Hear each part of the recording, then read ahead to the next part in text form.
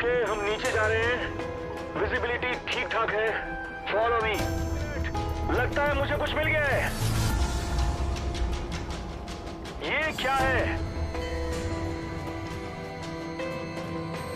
द्वारका नगरी के बारे में तो आप सभी ने सुना ही होगा। इसे श्री कृष्ण की नगरी भी कहते हैं। ऐसा क्या हुआ कि यह नगरी जल में समा गई? आज भी समुद्र की गहराइयों में इसके अवशेष मौजूद हैं। आइए जानते हैं इसके रहस्य को। मथुरा से जाने के बाद श्री कृष्ण ने एक विशाल नगर की स्थापना की जिसका नाम द्वारिका था। लेकिन श्री कृष्ण की मृत्यु के बाद यह खूबसूरत नगरी समुद्र में डूब गई। रिसर्च के मुताबिक खुदाई में मिली द्वारिका नगरी 9000 साल पुरानी है। समुद्र की गर्त में खोज करने पर कुछ ऐसे साक्ष्य मिले हैं जो इन पौराणिक कथाओं को सच साबित करते हैं। उन्हीं में से एक है द्वारिका नगरी का रहस्य। कहते हैं कि 9000 साल पहले हिम युग की समाप्ति हुई। उसके बाद समुद्र का जल स्तर इतना बढ़ गया कि कई विकसित शहर संबंध में समा गए। इन्हीं में से एक नगर द्वारिका भी था। इतिहासकारों का कहना है कि द्वारिका को कृष्ण के देहांत के बाद जानबूझकर नष्ट किया गया था। भगवान श्री कृष्ण ने मथुरा से जाने के बाद अपने पूर्वजों की भूमि को रहने लायक बनाया। इसे श्री कृष्ण की कर्म भूमि भी कहते हैं। द्वारका भारत की सबसे प्राचीन नगरों में से एक है। कुछ लोग द्वारिका को द्वारावती कुशस्थली के नाम से भी जानते हैं। इस शहर के चारों ओर लंबी दीवारें थीं, जिसमें कई द्वार थे।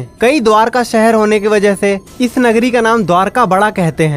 समुद्र में आज भी इसकी दीवारें खड़ी हैं। कृष्ण अपने 18 नए कुल बंधुओं के साथ द्वारका आए। यहाँ सब लोग आराम से रहने लगे। समय बीतता गया और 36 साल तक राज करने के बाद कृष्ण जी का देहांत हो गया। भला कोई कैसे इतने बड़े शहर के अस्तित्व को खत्म कर सकता है? कोई कहता है कि यह प्राकृतिक घटना के कारण हो सकता है, तो किसी का कहना है कि इसे एलियंस ने नष्ट कर दिया होगा। पहले लोगों का कहना था कि द्वारका नगरी एक काल्पनिक नगरी है, लेकिन इस कल्पना को आर्कोलॉजिस्ट प्रोफेसर SR राव ने सच साबित कर दिया। दरअसल प्रोफेसर राव और उसकी टीम ने 1880 में समुद्र में 560 मीटर लंबी दीवार की खोज की, जहां उन्हें पौराणिक समय के कुछ बर्तन भी मिले। इसके अलावा सिंधु घाटी सभ्यता के कई अवशेष मिले। 2005 में द्वारिका के रहस्यों से पर्दा उठाने के लिए अभियान शुरू किया गया था। इस अभियान में भारतीय नौसेना ने भी मदद की। अभियान के दौरान समुद्र की गहराई में कटे छटे पत्थर मिले और यहाँ लगभग 200 अन्य नमूने भी एकत्रित किए गए। लेकिन आज तक यह तय नहीं हो पाया है कि यह वही नगरी है अथवा नहीं जिसे भगवान श्री कृष्ण ने बसाया था। आज भी यहाँ वैज्ञानिक स्कूबा डाइविंग के जरिए समुद्र की गहराइयों में कैद इस रहस्य को सुलझाने में लगे हैं। पौराणिक कथाओं के अनुसार महाराजा रैवतक के समुद्र तट पर कुश बिछाकर यज्ञ करने के कारण इस नगरी का नाम पहले कुशस्थली था। हरिवंश पुराण के अनुसार कुशस्थली के उजाड़ होने के बाद श्री कृष्ण के आदेश पर मयासुर और विश्वामित्र ने यहाँ एक भव्य नगर का निर्माण किया, जिसका नाम द्वारिका रखा गया।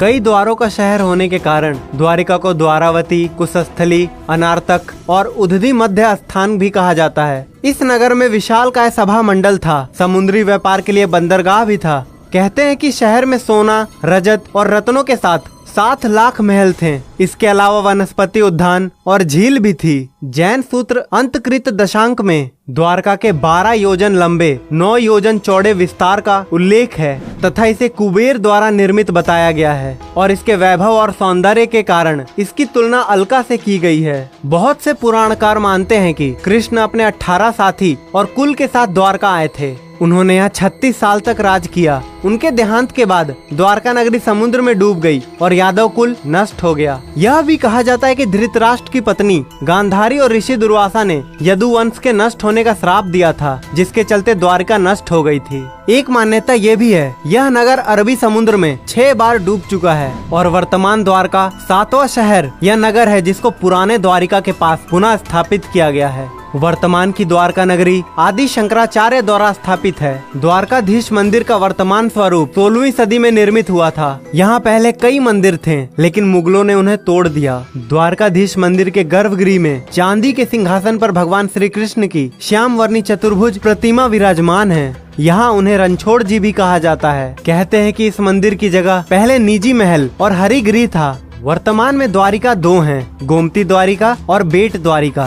गोमती द्वारिका धाम है और बेट द्वारिका पुरी है। बेट द्वारिका के लिए समुद्र मार्ग से जाना पड़ता है। द हिंदू की एक रिपोर्ट के मुताबिक 1963 में सबसे पहले द्वारका नगरी का equation Deccan college Pune, department of archaeology और गुजरात सरकार ने मिलकर किया था। इस दौरान करीब 3000 साल पुराने बर्तन मिले थे। इसके बाद आर्कोलॉजिकल सर्वे ऑफ इंडिया की अंडर वाटर आर्कियोलॉजी विंग को समुद्र में कुछ तांबे के सिक्के और ग्रेनाइट स्ट्रक्चर भी मिले थे। इसके बाद में पूरा नगर खोज लिया गया। तो दोस्तों, क्या आप भी द्वारिका नगरी जाना चाहते हो? तो इस वीडियो को उन तक जरूर शेयर करें जिनके साथ आप वहां घूमने जाना चाहते हो। तो इसी तरह बने रहिए हमारे साथ, मिलते हैं अगली वीडियो में।